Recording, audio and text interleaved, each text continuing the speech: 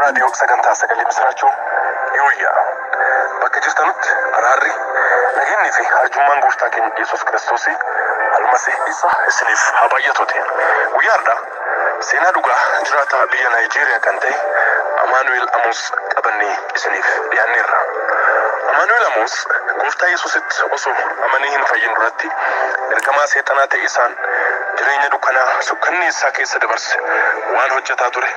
Mala seexanni kiristiyaanota balleessuuf irratti hojjetu nuuf dhiidessaa nutti hima. Dubarra garuu akkamitti akka gara gooftaa Yesuus beekisaatti isatti amaniisaatti akka dhufe achiin duuba haala si'oolee fi achi jiru hunda argee achiin duuba immoo gara mootummaa waaqaatti mootummaa samayii kan warra gooftaa Yesuusitti amananii isa hordofaa akka sagalee dubbii qoonqoo isaa jiraataniif qophaa'es argee kan hundumaa booda du'aa ka'ee dhugaa arge kana dhugaa bahe isiniif qabannee dhiyaanneerra. Barumsa guddaa jireenyaaf tajaajila keessaniif ta'u irraa argattan jennee abdii guutuu qabna. Obsaan haga dhumaatti nu dhaggeeffadhaan affeerraa keenya jaalalaati. Dursinee waaqa kadhanna. Waaqa bara baraa jireenya nuuf kennitee carraa kana nuuf kennitee ergaati karaa tajaajilaa keetii kanaan nuuf dabarsite akka dhageenyuuf carraa kana waan nuuf kenniteef galanni ulfinniif kabajiseef ta'uuti. Amma kunoo nus ergaa kana yoo dabarsinu nu gargaari. Lubbuun yookaan namni ergaa kana dhaga'u kamiyyuu seenaa dhugaa kanarraa barumsa guddaa fudhatee jireenyaaf tajaajila isaatti jijjiiramni fi guddinni eebbi addaa haa ta'uufi. Namni haarinni kan gooftaa Yesuus hin beeknes ergaa kana dhaga'ee gara fayyinnaatti akka dhufuuf waaqa hafuura keetti qulqullichaan isa gargaare. Karoorri fi hojiin seexanaa kamiyyuu kan diigame haa ta'uuti. Kana hundumaa waan gootuuf galatoomi. Maqaa gooftaa Yesuus Kiristoosiitiin akkas jennee walii galleessi kadhannaa. Ameen. Seenichi akkasitti dubbifama. Amaanu'eel Amoos akkas jedhee seenaa isaa dhugaa kana jalqaba. Kun seenaa dhugaa deemitii dhugaa bahi kan jedhamee seenaa gooftaan kiyya Yesuus Kiristoos naaf hojjetedha. Namni tokko waan jireenya isaa irratti ta'u keessattuu wanti gaarii hin ta'in tokko gaafa isarra ga'u kun carraa kiyya jedhee isa san akka jijjiiruu hin dandeenyetti amanee taa'uu danda'a. Hamma tokko yaadi kun dhugaa fakkaata. Seenaan ijoollee waaqaa kan gooftaa Yesuus Kiristoositti dhugeeffatan garuu jireenyi isaanii karoora harka waaqaa keessa jira. Isuma kana immoo kitaaba fakkeenyaa boqonnaa 16 lakkoofsa 9 irratti argina. Karoorri Waaqayyo ijoollee isaatiif qabu garuu akka guutamuuf haaldureewwan tokko tokko irratti hundaa'a. Isaanis tokkoffaan abbichi yookaan abbaan dhimmaa karaa Yesuus Kiristoositiin gara waaqaatti dhiyaachuu. Abbichi yookaan abbaan dhimmaa karaa Yesuus Kiristoositiin gara waaqaatti dhiyaachuu. Lammaffaa ilaalcha abbaan sun waa'ee dhuma jireenya fooniitii fi jireenya du'aan duubaatiif yookaan du'aan boodaatiif qabuu fi inni sadaffaan immoo jireenya hafuuraatii fi hawaasummaa abbichi sun jiraatu irratti hundaa'a. Jireenya keetii irratti qormaatni adda addaa baay'atuu danda'a. Qormaata saniin kufaatiin kan dhufu garuu karaa tokkoof kan biraatiin yoo ati qormaata si dhaqqabsaniif eeyyama kennituufidha. Kunillee waan dansaaf yookaan waan gaariif yookaan waan dansaa yookaan gaarii hin ta'iniif jaalatisaaf yookaan jibbisaaf beekisaaf yookaan wallaalisaaf. Fedha waaqaatiif ajajamis mallattoo ijoollee waaqaa yoo ta'u fedha waaqaatiif ajajamisa dhabees immoo mallattoo ijoollee badeeti yookaan kan warra badooti. Namni tokko jireenya isaa guutummaatti humna lamaan keessaa isa tokko jala seenuun dirqama. Isaanis humna hafuura waaqaa jala yookaan humna hafuura seexanaa jala jechuudha. Namni kamiyyuu humna lamaan kana jala bilisa ta'uu hin danda'u. Yookaan humna hafuura waaqaa jalatti bula yoo kana dide immoo humna hafuura seexanaa jala jira jechuudha. Lamaan kanaan ala filannoon sadaffaan yookaan lakki ani isaan lamaanuu hin barbaadu hiyyuma akka fedha kiyyaa jiraadha wanti jedhamu hin jiru. Kana lamaanuu garuu abbichumatti keessaa filata. Seenaan kiyya kun kan jalqabe yeroo an biyya kiyya Naayijeeriyaa naannoo Imoo jedhamu keessatti warra kiyya waliin jiraadhu irraani. Warri kiyya warra qabeenya qabanuun turre. Haa ta'u malee abbaan kiyya akaakuu yookaan akaakayyuu kiyyarraa yookaan abbaa isaarraa lafa hektaara 42 kan dhaala yoo ta'u wanni kunillee seenaa maatii isaa keessatti dhiibbaa addaatti fide. Firi naannootii fi kan fagoo baay'een isa kajeelaa qabeenya isaa kan hawwaa turan. Ani immoo wanni kun maaf akka ta'e beekuu dhabus sababa lafa hektaara bal'aa abbaa isaarraa dhaaleen ta'uu danda'a jedhee shakke. Haati kiyyaaf abbaan kiyya Margareetii fi Amaanu'eel obboleettota kiyya waliin jireenya dansaa jireenya gaarii jiraachaa turre. Ani obboleettota kiyya durraa yookaan dubraa lama dhalataniin turtii waggaa 14tiin booda dhaladhe. Ilmi dhiiraa warra kiyyaaf ana qofa ture. Anaan duuballe obboleettiin kiyya takka dhalatte. Dhalachuun kiyya warra keenyaaf gammachuu addaa nuuf fide. Garuu gammachuun keenya sun yeroo dheeraaf turuu hin dandeenye ture. Sababni isaas haati keenya nu duraa duute. Gammadi keenya sunis gara gadda cimaatti jijjiirame.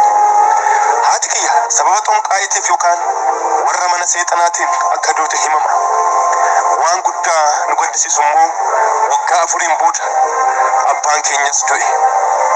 Hojii seexana irratti seexanni itti mufatee yookaan itti aaree akka abbaa keenya ejjeesallee himame. Waggaa 2 du'a abbaa keenyaatiin duuba obboleettiin kiyya guddoon isiin yookaan isheen hangafaa eessa buuteen ishee dhabame. Bifa dhokataa kan namaaf galuu hin dandeenyeen baddee hafte.